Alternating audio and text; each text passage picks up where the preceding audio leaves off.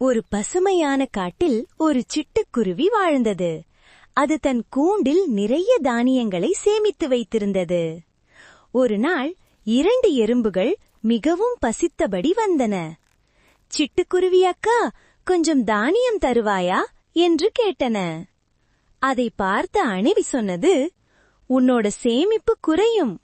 சிட்டுக்குருவி சிரித்துக்கிட்டு, பகிர்ந்தால் மகிழ்ச்சி அதிகம் என்று சொல்லி எறும்புகளுக்கு தானியம் கொடுத்தது. அன்று மாலை மழை வந்தது. சிட்டுக்குருவியின் கூடு நனைந்தது. உடனே எறும்புகளும் அணிலும் ஓடி வந்து அவளுக்கு உதவி செய்தார்கள். பகிர்ந்தால் நண்பர்கள் கிடைப்பார்கள். நல்ல மனம் எப்போதும் நல்லதை தரும். ஹாய் ஃப்ரெண்ட்ஸ், இது தான்வி அனிமிக்ஸ் சேனல்.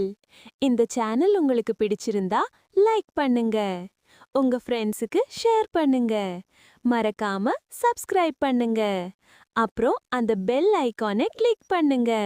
Bye friends.